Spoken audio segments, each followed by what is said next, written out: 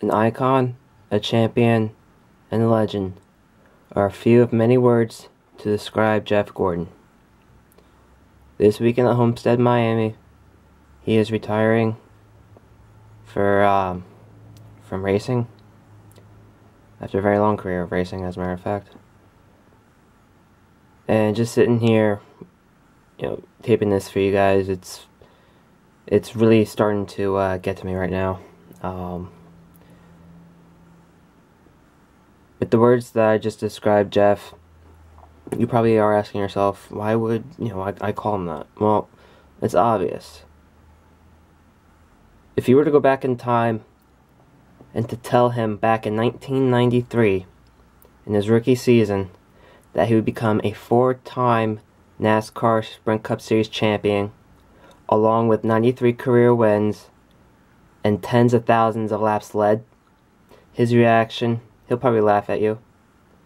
Or he'll probably just say to you, we'll just have to wait and see. Fast forward 20 some odd years later, sure enough, here we are, 2015. Those are the numbers he has now. And today, I'm going to share with you some of the diecasts I have. Basically, it's like an evolution of Jeff Gordon for sponsors, paint schemes, and basically some memories. So, starting off with the early years. Early years, it's a little bit of a mix-up. One line of this, as a matter of fact, it's all of sponsors who had a couple years with them, like Baby Ruth right here for the Busch Grand National, Nicorette, National Guard, Panasonic, 3M. Those are the sponsors that really didn't have an impact on Gordon's career as much as DuPont, Exulta, Pepsi, or ARP has. But I'm going to be showing you guys the evolution of the paint schemes and the sponsors. So here's the DuPont line. Got the 2000 Monte Carlo, 2005 paint scheme, 2009, 2012, 2013 Exulta was the first year that that DuPont transitioned into Exulta. 2015 and 14, and the car he'll be racing this weekend at Homestead, first final race. Pepsi. This is 2000, 2005, 2008, 2013, 2015. Judge and Hunger, AARP, 2011, 2013, 2014, and finally 2015. Alright guys, there'll be another segment coming up, stick around. Alright guys, for this next segment I will be doing what is probably 10 of the most iconic Jeff Gordon paint schemes in his career. This is my opinion. You can voice yours in the comments section. But yeah, let's kick things off here. So for number 10, for the most iconic Jeff Gordon paint scheme, we have his 1997 DuPont Chroma Premier. This one was raced in the Busch Grand National, I believe in Daytona back in '97, if I'm not mistaken. This one is very nice, very neat looking diecast indeed. Number 9, this is 2000. It's NASCAR 2000 DuPont paint scheme. He ran at Speed Weeks, and as well as a few other races in the 2000 season. Pretty much the car is all silver with some of the rainbow colors throughout the car. Now, if you guys want me to do any diecast reviews on these, just let me know in the comment section as well. Number 8. This is 1998 DuPont Nascar 50th anniversary. This car he ran at the All-Star race, and he ended up, no, he blew a motor with like 2 laps to go, and Mark Martin basically passed him for the win and whatnot. It's just a little bit of a cloth right there. Okay. Number 7. Number 7, sorry. I wasn't sure about that real quick. Number 7 is Gordon's 97 Jurassic Park diecast. This one was very controversial. The paint scheme. Something that NASCAR didn't approve of.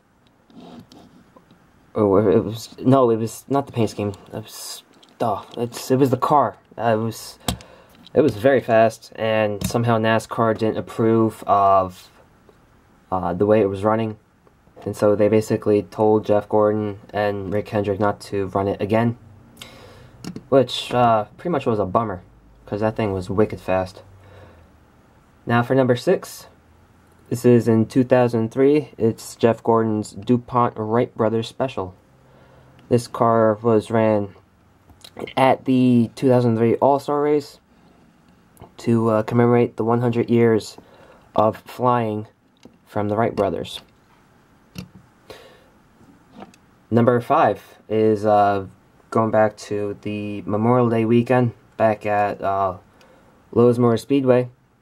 This is the Jeff Gordon DuPont Honoring Our Heroes diecast. This one just basically screams out America right here. And who doesn't love America? Well, some people in this world really are twisted because, yeah, they don't like us at all. And it sickens me and millions of others. Number 4. Here's one from 2012. Jeff Gordon's 20 years of DuPont. This is the celebratory diecast. This was basically his last paint scheme with DuPont before they transitioned over to Axalta. And this car was ran at Homestead, Miami, where he ended up winning the race. Number 3. This paint scheme is very, very iconic in the early 2000s up until 2008. This is the DuPont Flames paint scheme. Very iconic, as I said again. This paint scheme brought Gordon to one championship and a lot of wins. This next paint scheme, it's very familiar, as it is going to be ran this weekend at Homestead. It is Jeff Gordon's 2015 Homestead Special. Hopefully we'll find us in victory lane and go for that 5th title. Hopefully. And finally, the most iconic paint scheme of Jeff Gordon's career for me.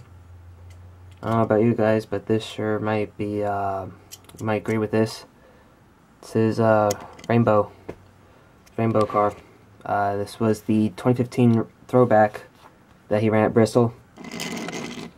And this car is flat out amazing. Beautiful. And yeah. Alright guys, that's about it for this segment. Stay tuned for another segment. Alright guys, so for this final segment for my tribute to Jeff Gordon, I'll be doing his top 5 wins, in which is based off my opinion. You could challenge me to it by any means in the comment section by offering your top 5 or You know, whatever was your biggest win for Jeff Gordon that you've seen in life. But for me, this is my opinion for his top 5 wins.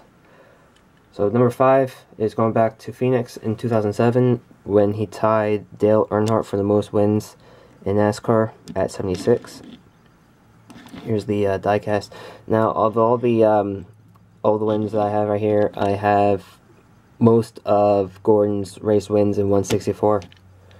You'll see why I said most and I didn't say all of them. Number 4 goes to the following week after Phoenix at Talladega, where Gordon surpasses Dale Earnhardt for career wins at 77. It's just a freaking little, little claw thing right there. So, I mean, this car, it's pretty dirty for Talladega. I just picked up a similar one that I'll be doing a review on shortly. Number 3, this comes off of 1994. It's Gordon's inaugural Brickyard 400 win. This car is flat out amazing. Even though, I mean, you can see there is some markings on the bumper of the car. Just the biggest race version part is just the door side, the driver's side of the car. It's just the detail. I mean, the donut could be better. I mean, it was darker than that, but it picks up on the camera pretty well. Number 2, it's going back to 2005 for Gordon's 3rd Daytona 500 win. I was very happy to see Gordon win the 500 again, and I even got up close in person with this car back at Daytona, USA, when I went down there for summer vacation in 2005. And finally, going back to last year, they've never released the race version for the 164 of this race, but they did release the paint scheme supposedly, but it's just like a small sponsor on the top of the car. Ladies and gentlemen, Jeff Gordon's 5th Brickyard 400 win. Now this is pretty much the standard Exalta the standard Exalta paint scheme, except for the Finish Master logo on the back of the car as well as the top of the car. So yeah. Alright guys, that's pretty much it for this video right here. Thank you for watching this, and if Jeff ever sees this, or if he ever, comes across this video, thank you for the ride, Jeff. Share this video.